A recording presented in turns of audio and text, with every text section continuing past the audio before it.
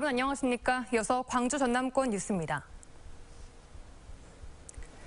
광주 전남 지역의 미세먼지 농도가 종일 매우 나쁜 상태를 보였습니다. 광주 전남에는 오늘 새벽부터 미세먼지 농도가 최대 1세제곱미터에 418 마이크로그램까지 올랐고 종일 평균 170 마이크로그램으로 매우 나쁜 수준이 유지되고 있습니다. 내일도 전 지역의 미세먼지 농도가 매우 높고 일부 지역은 일시적으로 미세먼지 경보 단계를 보일 것으로 전망됐습니다. 보건당국은 호흡기나 심혈관 질환 환자, 노약자, 어린이 등은 외출을 자제하고 야외 활동 시 마스크 착용이 필요하다고 당부했습니다. 어젯밤 11시 16분쯤 구례군 북부서쪽 13km 지점에서 규모 3.0의 지진이 발생했습니다. 다행히 피해는 발생하지 않았지만 전남 소방본부에는 지진을 감지했다는 신고가 30여 건 접수됐습니다. 이번 지진은 올해 광주 전남에서 6번째로 발생한 것으로 최근 10년 사이 해역이 아닌 전남 내륙에서 규모 3.0 이상의 지진이 발생한 것은 이번이 처음입니다. 19대 대선 투표를 사흘 앞둔 마지막 주말, 각 대선 후보 캠프들이 총력전을 펼쳤습니다. 국민의당 안철수 후보는 하루 종일 광주를 걸어다니며 지지를 호소했고 민주당 문재인 캠프 유세단도 광주 전남 곳곳에서 사력을 다했습니다. 김철원 기자입니다. 투표율까지 닷새 동안 거리를 걸어다니면서 유권자들을 만나는 선거운동 방식을 택한 안철수 후보가 오늘 광주를 찾았습니다. 아침부터 저녁까지 전통시장과 터미널을 돌아다니며 직접 시민들을 만나고 다녔습니다. 문재인, 홍준표 두 후보는 양 극단 세력이고 국민의당이 집권해야 한국 정치가 발전할 것이라며 호남에서 제2의 안철수 바람을 일으켜달라고 호소했습니다. 제가 힘들고 외로울 때마다 손잡아준 여기 계신 분들을 위해서 대한민국의 미래를 위해서 저를 지지해 주시는 분들을 위해서 반드시 이기겠습니다. 민주당은 당 지도부가 총출동해 광주 전남 곳곳에서 문재인 후보 지지 유세를 펼쳤습니다. 세월호가 인양된 현장에 들러 미수습자 가족을 위로한 추미애 대표는 목포 유세에서 문재인 후보가 대통령이 돼야 적폐를 청산할 수 있고 호남이 발전할 수 있을 것이라고 목소리를 높였습니다. 이제 문재인 정부가 되면 호남 꼴대가 아니라 호남 환대가 되게 하겠습니다. 민주정부의 핵심 요직에 우리 호남의 당당하고 능력 있는 인재들이 종용되게 하겠습니다, 여러분.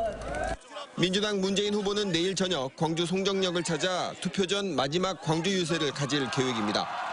자유한국당 홍준표 캠프와 바른정당 유승민 캠프, 정의당 심상정 캠프도 광주 전남 곳곳을 누비며 차량 유세를 통해 한 표를 호소했습니다. MBC 뉴스 김철원입니다. 사람뼈로 추정되는 유골이 발견된 세월호 침몰 해역에서는 오늘 추가 소식이 전해지지 않았습니다. 여학생들이 머물렀던 세월호 객실에 진입하기 위한 준비 작업은 계속됐습니다. 양현승 기자입니다. 오늘도 세월호 선체 내부에서 진흙과 지작물을 꺼내는 작업이 계속됐습니다. 선체에서 빼낸 진흙에서 유실물을 찾는 작업도 이어졌습니다. 4층 일부 구역은 지작물 제거가 마무리되기도 했습니다. 5층 천장을 걷어내면서 이제 단원고 여학생들이 머물던 4층 선미 객실에 닿기까지 남은 건 철판 한 장입니다.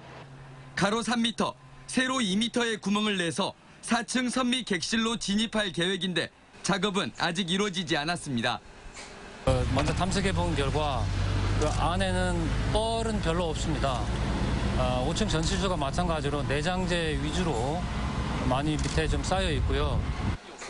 오늘 세월호 선체 수색에서 141점의 유류품이 새로 수습됐고 동물뼈로 추정되는 뼈 조각 20점이 추가 발견됐습니다. 한편 어제 오전 사람뼈로 추정되는 유골 1점이 발견됐던 세월호 침몰 해역에 대한 수중 수색이 이루어졌습니다. 특별 수색구역에 대한 종방향 수색은 마쳤지만 별다른 소식은 없었고 횡방향 수색은 강한 조류로 인해 중단돼 오늘 밤 재개될 예정입니다. MBC 뉴스 양현승입니다. 세월호 선체조사위원회가 오는 12일 청해진 해운으로부터 세월호 선체의 도면을 확보할 예정입니다. 선체조사위원회는 24개 상자 분량의 세월호 도면 자료 가운데 일단 전기부 도면을 받아 전기 배선의 위치를 정확히 파악한 상태에서 천공이나 절단 작업을 할 계획입니다. 특히 조타실과 연결된 전기 배선은 훼손될 경우 선체 결함과 침몰 원인을 규명하는 데 걸림돌이 될 것으로 우려됩니다. 5월의 첫 주말, 축제 현장과 행사장에는 어김없이 수많은 인파가 몰려 황금 연휴의 분위기를 이어갔습니다. 주말 풍경 문형철 기자가 담아왔습니다. 주인을 따라 곳곳에 설치된 장애물을 거침없이 뛰어넘고 어려운 코스도 날렵한 몸놀림으로 순식간에 통과합니다. 오늘 진도에서 막을 올린 진돗개 페스티벌. 새끼 진돗개를 처음 본 아이들은 호기심에 눈을 떼지 못합니다. 진돗개 페스티벌에 오니까 진돗개도 만져보고 여러 가지 구경해보니까 좋은 것 같아요. 몸이 공중으로 떠오르는 짜릿함에 연신 환호성이 터져나옵니다. 커다란 미끄럼틀을 타는 아이들의 표정에도 즐거움이 가득합니다. 바로 옆 광장에서는 학생들이 그동안 갈고 닦은 연주와 노래 실력을 뽐내며 사흘째 진행되고 있는 거북선 축제에 열기를 더했습니다. 한 달 동안 열심히 준비했는데 무대 이렇게 나와서 다른 학교 친구들도 보고 연습한 노래를 관객들에게 보여주니까 뿌듯하고 좋은 것 같아요. 광주 5.18 민주광장에서는 거리 예술 축제인 프린지 페스티벌이 시민들을 불러 모았습니다. 1인 예술가들이 펼치는 각종 묘기와 공연에 아이들은 물론 어른들까지 시선을 빼앗겼습니다. 이렇게 체험할 수 있는 게 더 많고 도심에 이렇게 있으니까 오히려 아이들한테 부담도 없이 더 잘 되는 것 같아요. 반갑지 않은 미세먼지 속에서도 시민들은 곳곳에서 열린 축제 현장을 찾아 모처럼 만의 황금 연휴를 마음껏 즐겼습니다. MBC 뉴스 문형철입니다. 제1회 인도주의 실천의사상과 제3회 5월 어머니상 수상자인 여성숙 선생이 오늘 목포를 찾았습니다. 여성숙 선생이 찾은 옛 목포의원 건물은 현재 마을 공동체가 노르웨이 게스트하우스로 운영하고 있으며 여 선생은 1961년 목포의원을 열고 폐결핵 무위탁 환자들을 40여 년간 치료했습니다. 올해 100세가 된 여성숙 선생은 황해도 출신으로 50년대 전주 예수병원과 광주 기독교병원 결핵과장을 거치고 결핵 환자 자활마을인 한산촌을 운영했습니다. 국립아시아문화전당에 들어선 민주평화교류원의 콘텐츠가 전당 개관 1년 6개월 만에 처음으로 시민들에게 공개됩니다. 광주 항쟁 열흘의 시간을 기승전결 서사구조에 따라 예술 콘텐츠로 구현한 열흘간의 나비때를 12일부터 한 달간 공개할 예정입니다. 문화전당의 주요 시설 중 하나인 민주평화교류원은 옛 전남도청 본관 등 6개 건물로 구성돼 있는데 총탄 자국 훼손 논란 등으로 5월 단체가 반발하면서 개관이 늦춰져 왔습니다. 순천만 국가정원에 우리나라 고유의 차문화를 체험하는 프로그램이 앞으로 5달 동안 상설 운영됩니다. 순천시는 오늘부터 오는 10월 8일까지 매주 토요일과 일요일 국가정원 내 명원정과 일지함에서 자연, 사람, 그리고 제다 이야기라는 주제로 차 다리기와 시음 프로그램을 운영합니다. 이번 차 체험 과정은 문화재청의 제다 활성화 사업 공모에서 전국에서 유일하게 선정된 프로그램으로 차 연구 보존회에서 무료로 운영합니다. 비정규직 돌봄교사 집단 해고 철회를 요구하는 돌봄교사들이 오늘 새벽 광주시 교육청 별관 5층 옥상을 점거하고 농성에 들어갔습니다. 이들은 광주시 교육청이 초등 돌봄교사 신규 채용을 진행하는 것은 기존의 134명 교사들을 집단 해고하는 것이라며 고용 승계를 요구하고 있습니다.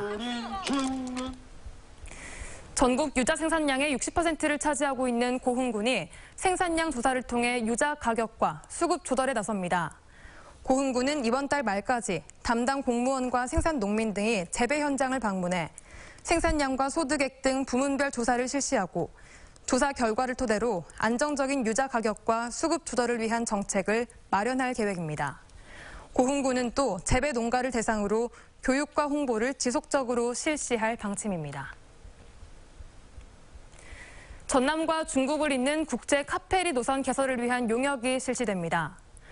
전라남도는 광양경제청 등과 함께 국제 카페리 노선 물동량 항로 수요자, 화물 유치 전략 등을 조사해 올해 연말쯤 광양에서 중국 염성, 광양에서 중국 청도를 잇는 노선 개설을 추진할 계획입니다.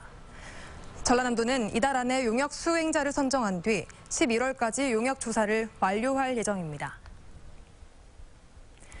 폐막을 하루 앞둔 2017 완도 국제해조류 박람회의 누적 관람객이 90만 명을 넘어섰습니다. 완도 국제해조류 박람회 조직위원회는 이달 들어 징검다리 휴일이 이어지면서 하루 평균 3만 8천여 명씩 방문해 누적 관람객이 90만 명을 돌파했다고 밝혔습니다. 이는 당초 목표였던 60만 명을 30만 명 이상 웃도는 규모입니다.